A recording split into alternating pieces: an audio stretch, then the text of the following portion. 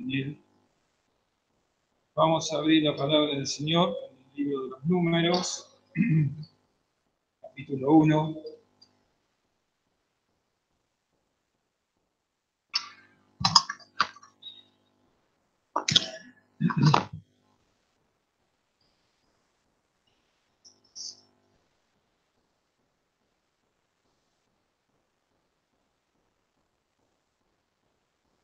Vamos a leer unos versículos nomás. Dice así la palabra del Señor.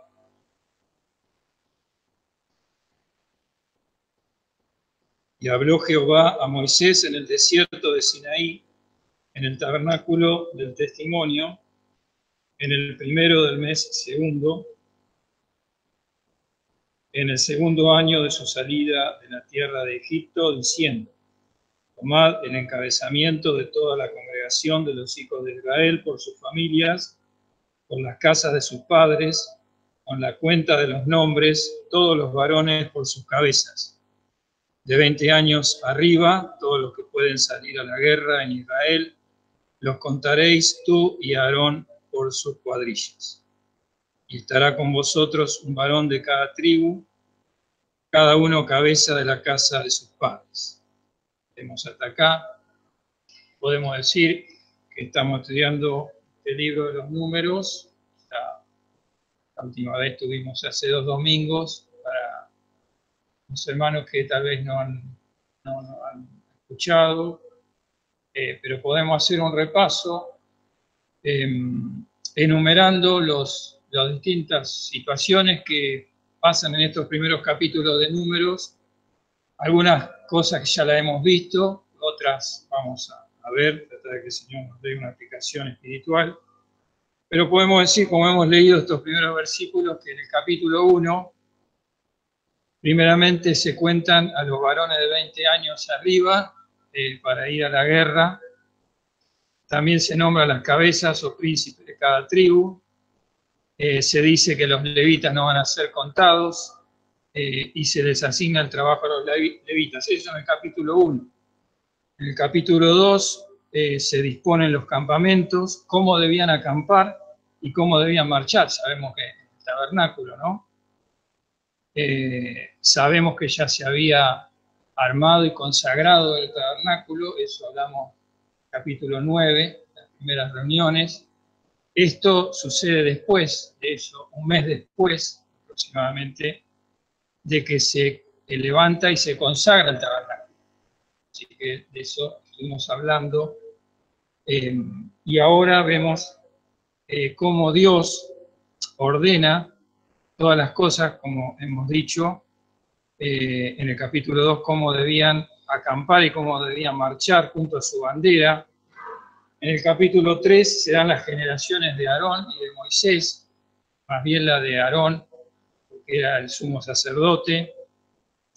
Se consagra a Dios, dice que se deben consagrar los levitas a Aarón, se les hace llegar a Aarón porque eran los que se iban a asistir al sacerdocio y a todas las cosas santas.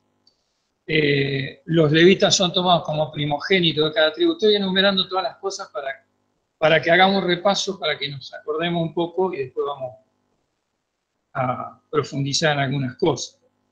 Los levitas son tomados como primogénitos en lugar del primogénito de cada tribu, porque es la parte, ellos no tenían tierra, los levitas eran la parte, era el mismo Señor.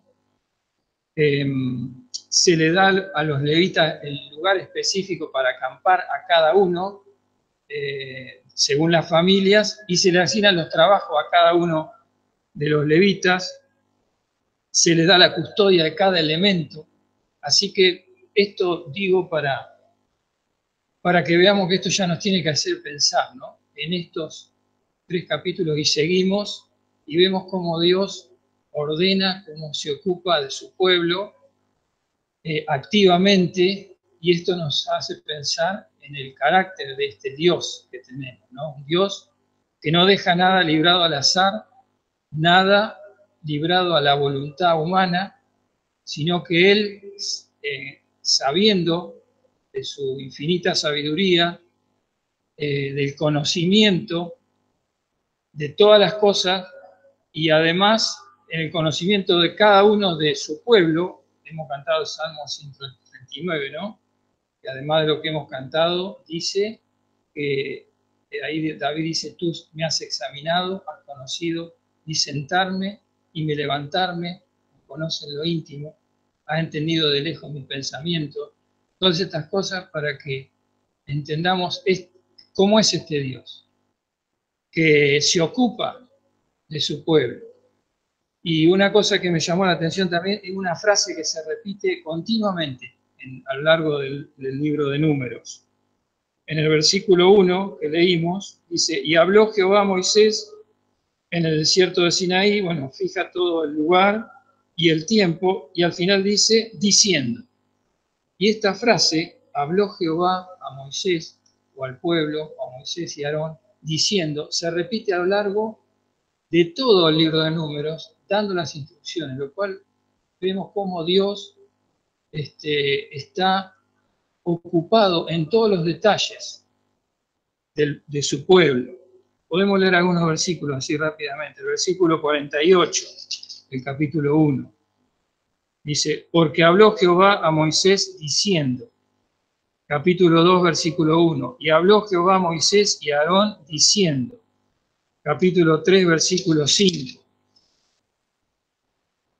Y Jehová habló a Moisés diciendo.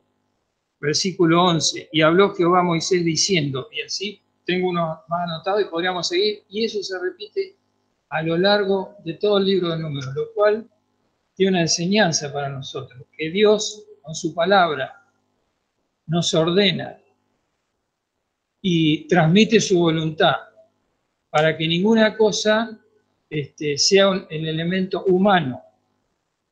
Y esto podemos pensar no significa que nos anula la identidad o la personalidad, sino que Dios es el que ordena todas las cosas. Por eso, cuando nosotros entramos al pueblo de Dios, ya no somos como éramos antes de conocer al Señor.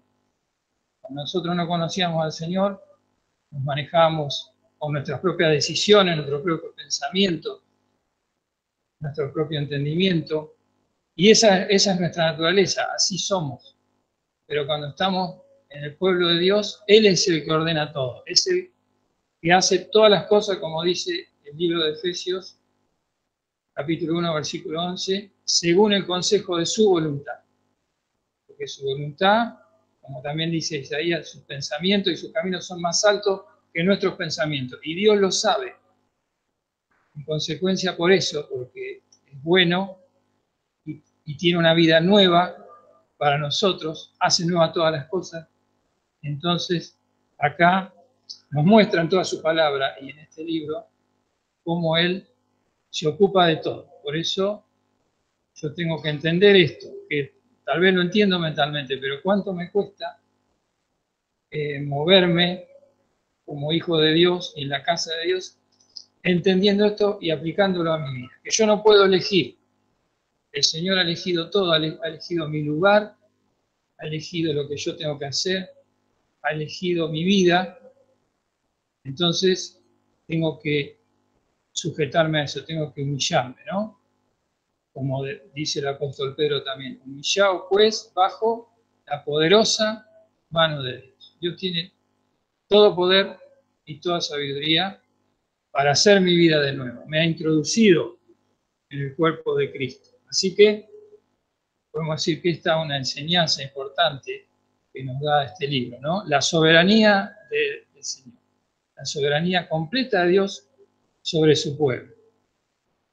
Y así lo hemos visto, ¿no? Y sabemos que va a guiar así a su pueblo por el desierto, pero también sabemos cómo somos, cómo era este pueblo, ¿no? Rebelde y contradictor, y cuántas veces Dios tuvo que hacer juicio, pero Él está tratando de hacernos entender esto, para que nosotros podamos ver esta nueva vida en Cristo que Dios ha hecho para nosotros. Como dice también Pablo a los colosenses, ¿no? Vuestra vida está escondida con Cristo en Dios. Cristo es mi vida, pero yo la tengo que descubrir. ¿Cómo la descubro? A través de la fe. que se descubre, como dice también a los romanos, de fe en fe, creyendo en toda la palabra de Dios. Por eso habló Jehová a Moisés diciendo, Dios nos ordena con su palabra. Vamos a buscar un versículo ahora en 1 Corintios, capítulo 12.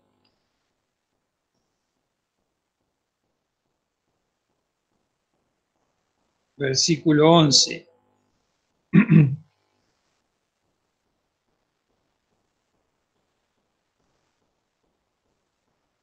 Ahora aplicándolo a nosotros, ¿no es cierto?, a esta nueva dispensación en la que estamos. Dice, mas todas estas cosas obra uno y el mismo Espíritu, repartiendo particularmente a cada uno como quiere. Así que vemos, ¿no? Los israelitas en el desierto veían la nube, la presencia de Dios, el fuego de noche, veían a Dios a través de los sentidos, pero tenían que tener fe también, como nosotros, para entender que era Dios y seguirlo.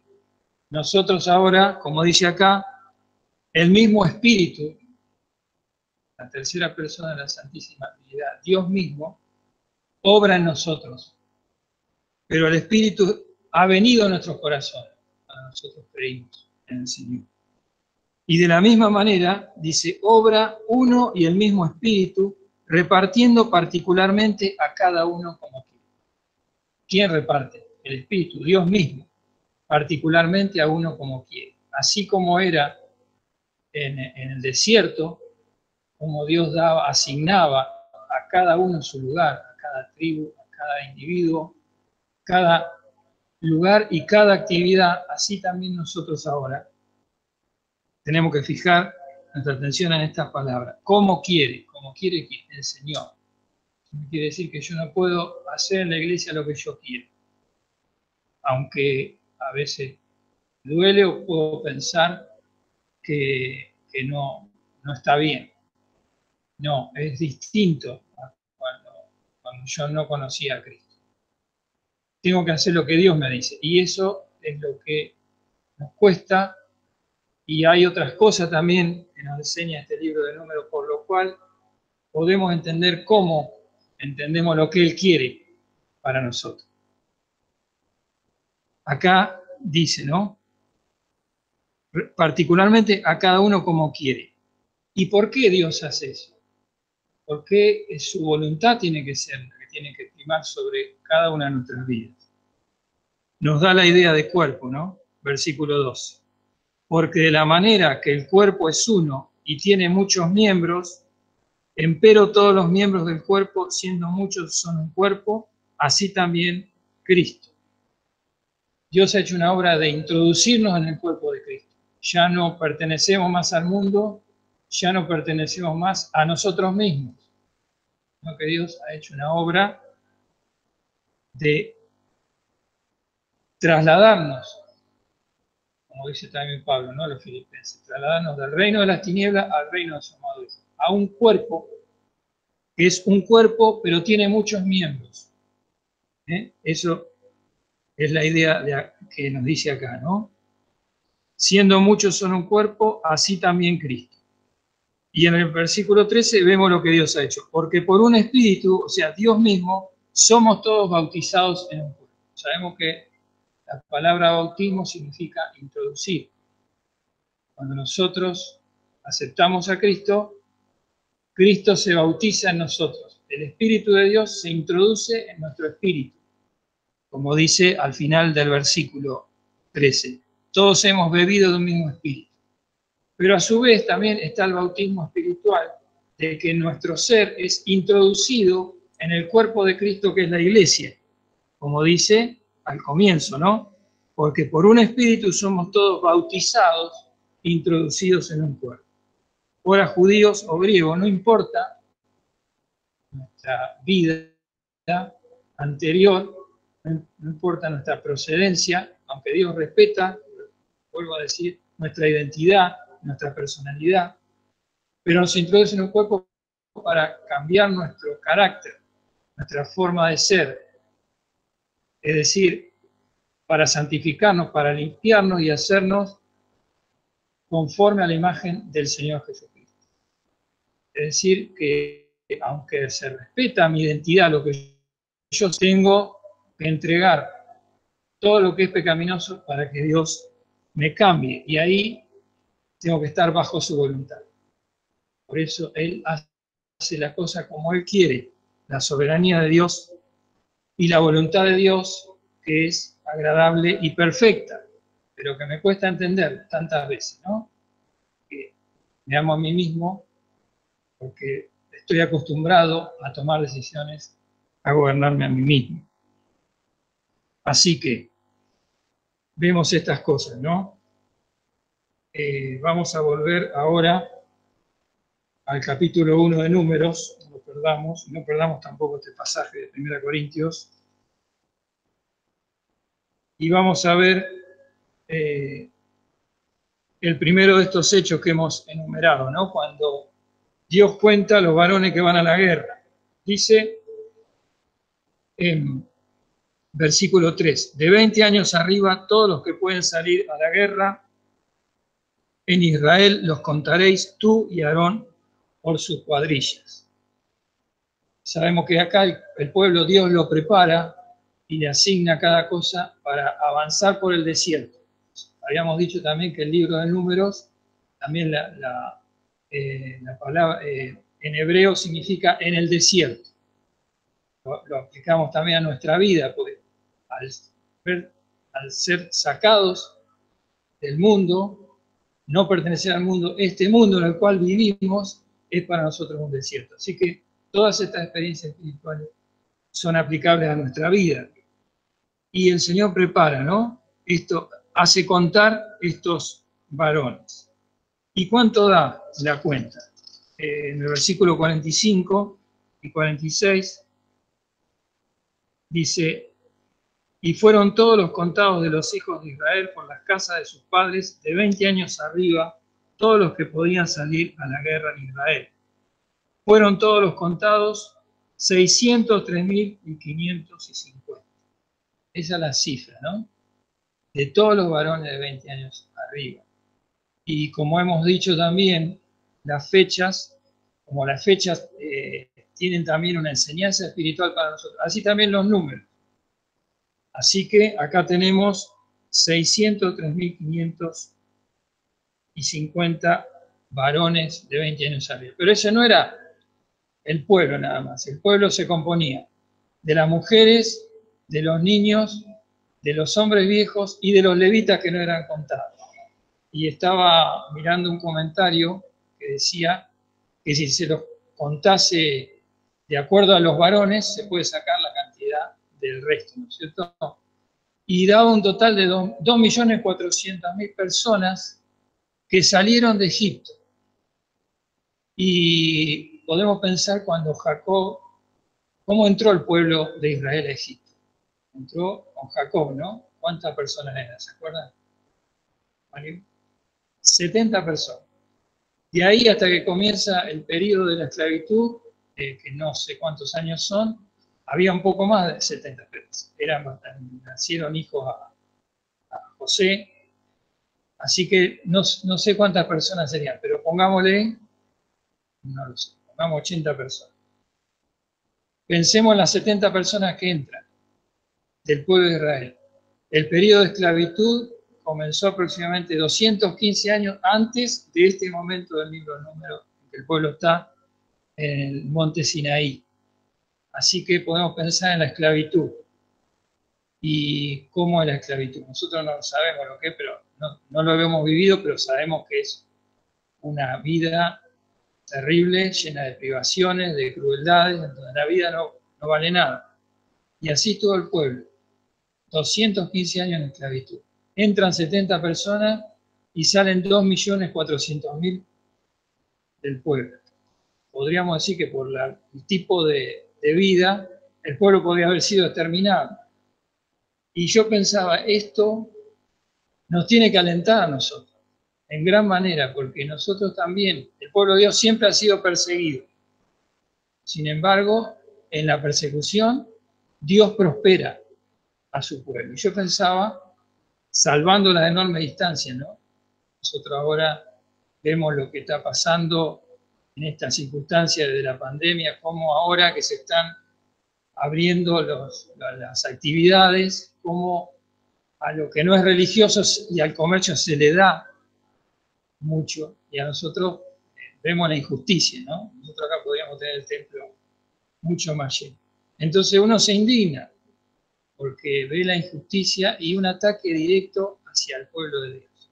Pero la historia bíblica nos muestra como esto, cómo Dios igual prospera en la prueba y en lo que Dios permite, aún en el castigo, cómo Dios prospera a su pueblo y que Dios está por sobre todas las cosas.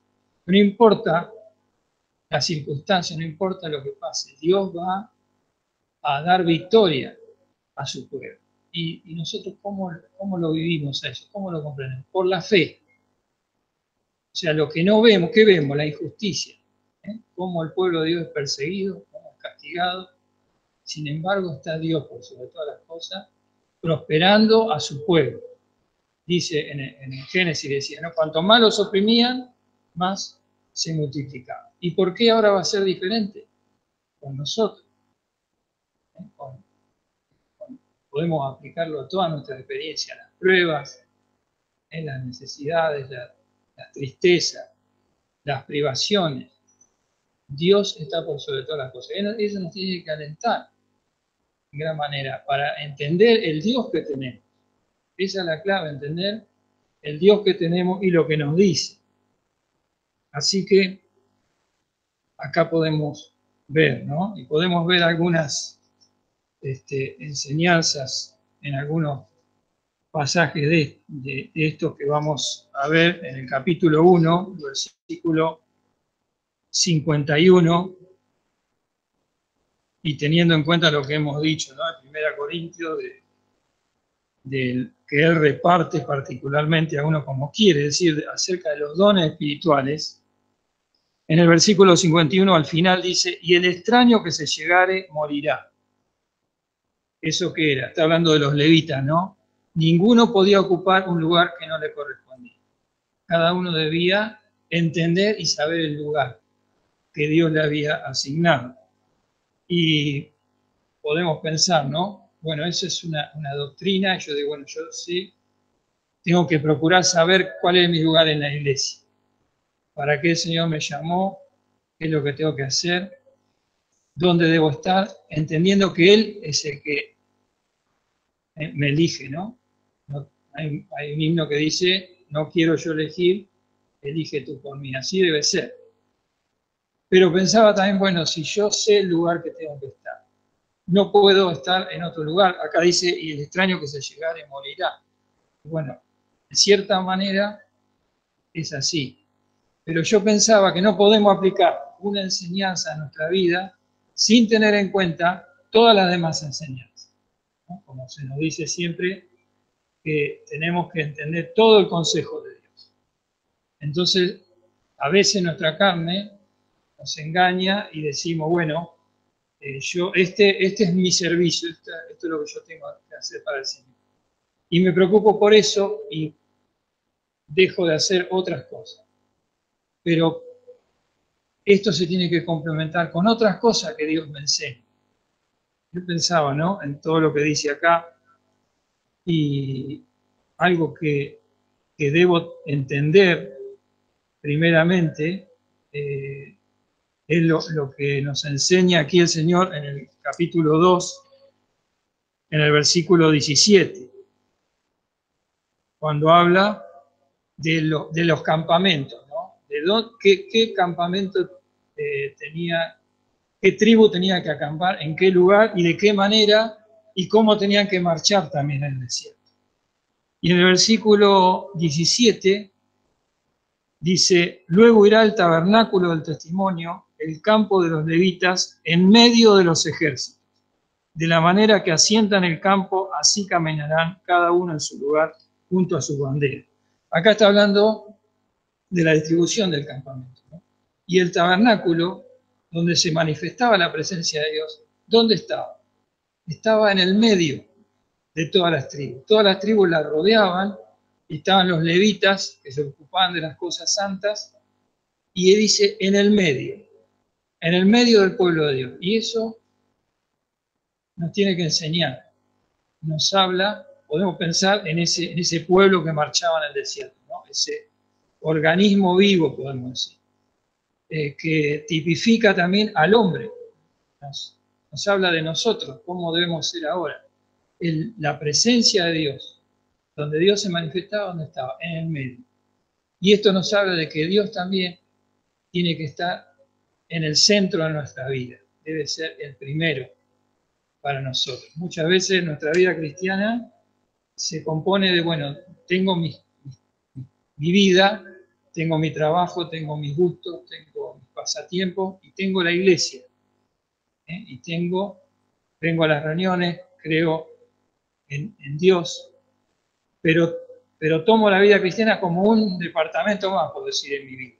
Pero no es así como Dios quiere que yo viva. Dios quiere estar en el centro de mi corazón, que saque el yo, cuando antes de conocer a Cristo, amor a mí mismo estaba en el centro de mi corazón y aún sigue siendo así en mi vieja naturaleza. Pero Dios quiere estar en el centro de mi corazón, en el medio. Dios quiere gobernar mi vida. Como decía Pablo también a los Gálatas, con Cristo estoy juntamente crucificado. Es decir, el yo muere. Y vivo, no ya yo, mas vive Cristo en mí. Y lo que ahora vivo en la carne, si el tiempo que me queda en carne, el tiempo que me queda en el desierto, lo vivo en qué? En la fe del Hijo de Dios, el cual me amó y se entregó a sí mismo por mí. Yo entiendo el amor de Cristo, lo que Cristo hizo. Si no me olvido que me amó y se entregó por mí, entonces Él va a ocupar el primer lugar en mi vida. Y este campamento, ahí la presencia de Dios, siempre nos habla, no solamente en esto, sino siempre nos habla que Dios quiere habitar en el medio. Quiere ser lo primero en mi vida, quiere ser el que me guía en todo. Moisés ahí en el cántico, cuando hablan de Deuteronomio, cuando ya están por entrar en la tierra, les cuenta todo el camino, ¿no? A pesar de que cómo ellos eran desobedientes y cómo tardaron 38 años más por su incredulidad y desobediencia. Dice, Jehová solo lo guió al pueblo, él mismo, como lo vemos acá también, ocupándose de todas las cosas, no dejando nada a nuestro criterio. Gracias al Señor, ¿no? Que es así, porque si Él nos dejara que nosotros hagamos las cosas, cuánto pecado, cuánto apartamiento del Señor. Él tiene que andar en medio. Entonces yo pensaba esto con respecto a los dones, ¿no? Que muchas veces nos preocupamos por saber cuál es el lugar que tengo que ocupar en la iglesia. Pero lo más importante es que yo entienda esto, que Dios es soberano en mi vida, que Él que tengo que amarle y tengo que permanecer junto a Él. Entonces, después lo que yo tenga que hacer en mi lugar aparecerá solo, porque Dios me lo va a revelar. Y esto lo pensaba también porque estamos estudiando con los hermanos, lo veía en la vida del libro de Josué. Pensaba en este siervo de Dios, ¿no? Que Dios lo honró, le dio, lo llamó para conducir al pueblo cuando Moisés murió, ¿no? Conocemos la historia. ¿Y cómo era este siervo de Dios? Podemos pensar en su experiencia, ¿no? Lo vemos ahí antes de esto, cuando Moisés lo llama para pelear con Amalek, que es una figura en nuestra carne, cómo él estaba, ¿no? Cómo dice, Josué deshizo a Amalek. Después, cuando Josué era un joven, un siervo de Moisés y lo acompañaba a Moisés, lo vemos acompañándolo al monte Sinaí. Lo vemos después cuando es parte de los 12 exploradores que van a ver la tierra prometida y Josué, junto con Caleb, animan al pueblo a entrar y el resto, sabemos lo que pasó, Sabemos que Josué tuvo que sufrir, porque ahí que pasó, casi lo apedrean, ¿no? Pero se ve en Josué una actitud, un amor al Señor que hace que a pesar de todo su sufrimiento, Dios lo bendice. Yo pensaba en estos dos siervos, ¿no? Josué y Caleb. Vemos en ellos una conciencia de cuerpo, porque ellos animaron al pueblo, pero el pueblo, sabemos lo que pasó. A causa de su incredulidad, Dios tuvo que hacer un juicio y ellos tuvieron que esperar 38 años junto con el pueblo para entrar en la tierra prometida. Podemos pensar, se perjudicaron por la incredulidad de los otros, no por ellos. Ahora podemos pensar también, Dios, ¿cómo les pagó a ellos? Vemos que los retribuyó en gran manera. Y eso nos habla de que cuando nosotros ponemos a Dios en el centro de nuestra vida, ¿no? Que nos importa más lo que Dios quiere para nosotros que lo que nosotros queremos, Dios nos bendice grandemente. Porque pensemos en Josué. Hay una actitud que Dios destaca en Josué. Y miremos un versículo en el libro de Éxodo.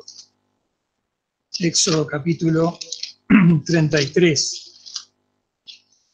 En un momento muy difícil, ¿no? Del pueblo de Dios, cuando habían adorado al becerro, cuando se hicieron sus dioses, cuando Moisés fue a buscar la ley,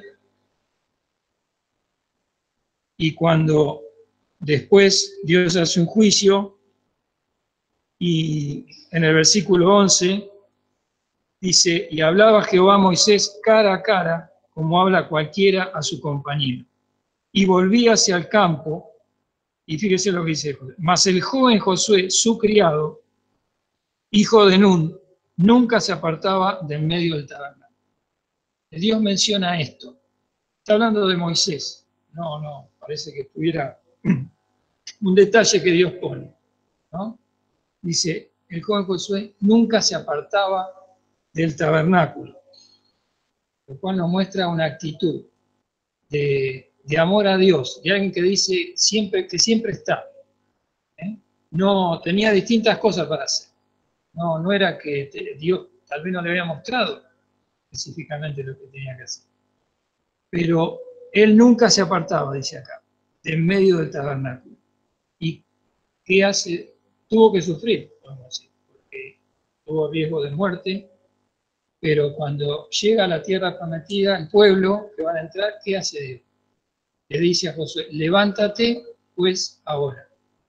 Es decir, que Dios nunca se queda en deuda cuando nosotros lo tenemos en el centro de nuestro corazón. Cuando le damos toda nuestra vida, siempre nos va a dar más de lo que nosotros, como dice Pablo en los Efesios, ¿no? Pedimos o entendemos. Esto es algo que nos cuesta entender, pero es así. Podemos pensar en Caleb también, el testimonio que dio, ¿no? Después, cuando reparte la tierra, dice, pasaron 40 años y estoy igual que como estaba antes. Dios le dio vigor, le dio salud. Así que esta cosa nos hacen pensar, ¿no? De qué Dios tenemos, que le damos un poquito y nos da mucho más.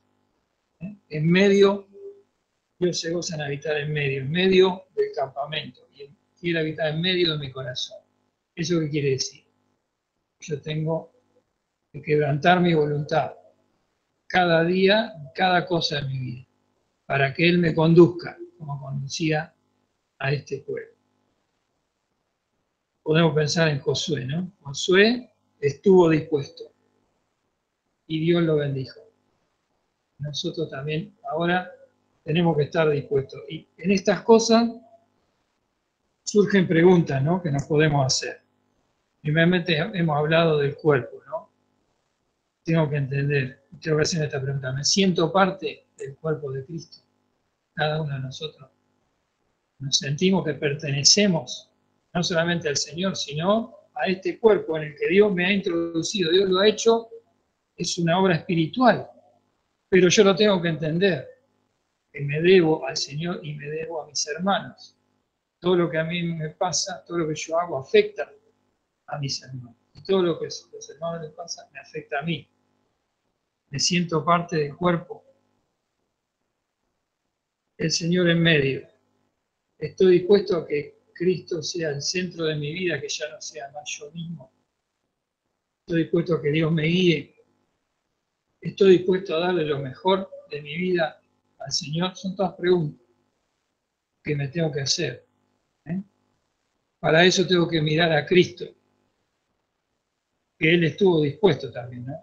Estuvo dispuesto a darlo todo por cada uno de nosotros. Que el Señor nos pueda bendecir para que nos hagamos estas preguntas y para que miremos a Cristo. Y si miramos a Cristo vamos a decir, estamos dispuestos. Vamos a leer Isaías 50 para terminar. Isaías capítulo 50, una profecía de nuestro Señor, versículo 6, dice, di mi cuerpo a los heridores y mis mejillas a los que me mesaban el cabello. No escondí mi rostro de las injurias y esputos, porque el Señor Jehová me ayudará, por tanto no me avergoncé. Por eso puse mi rostro como un pedernal y sé que no seré avergonzado. Aquí vemos a lo que el Señor estuvo dispuesto, ¿no? A ir a la cruz. Y eso no fue fácil. El Señor Jehová me ayudará. Sabía lo que le esperaba, sabía lo que tenía que hacer, sabía que iba a tener experiencias que no, como hombre, no conocía. Y aún la experiencia como Dios, de separarse del Padre, por lo que padeció, aprendió la obediencia, aunque era hijo. Pero confiaba en su Padre, porque el Señor Jehová me ayudará, por tanto no me avergoncé. Menospreció la vergüenza. ¿Cuántas veces nuestra vergüenza nos impide estar dispuesto a agradar al Señor? Por eso puse mi rostro como un pedernal. Quiere decir, fue a la cruz, afirmó su rostro para ir a la cruz. Y sé que no sería avergonzado. Confió plenamente. Nosotros tenemos que aprender de Cristo también, a confiar. Y fijémonos, cercano está de mí el que me justifica. ¿Quién contenderá conmigo? Saber que él tenía temor del Padre, de Dios, no tenía temor de las demás cosas. Así también nosotros, ¿no? Temer al Señor, no temer a lo que nos rodea, porque en Dios podemos llegar a cumplir su propósito y su designio, que es lo mejor para nosotros. Y una invitación, después de hablar de Cristo, del Señor, ahora el Señor nos invita a nosotros, versículo 10. ¿Quién hay entre vosotros que teme a Jehová y oye la voz de su siervo? ¿Oye la voz de quién? De Cristo. Que Cristo nos declaró la voluntad de Dios. Y oye la voz de su siervo. El que anda en tiniebla y carece de luz, confíe en el nombre de Jehová y apóyese en su Dios.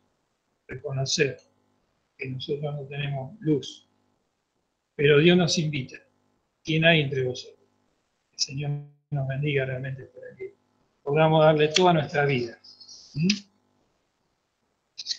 Ahora, sabemos que Él ya tiene todo pensado. Pensó toda nuestra vida, todas nuestras obras. Nos dice en que hizo las obras para que anduvieran, porque somos hechuras suyas, criados en Cristo Jesús para buenas obras, las cuales Dios preparó para que andemos en ellas. Aún lo que nosotros tenemos que hacer está preparado por el Señor. No menospreciemos cosas que Dios ha hecho y nos dice. El Señor realmente nos bendiga, hermanos.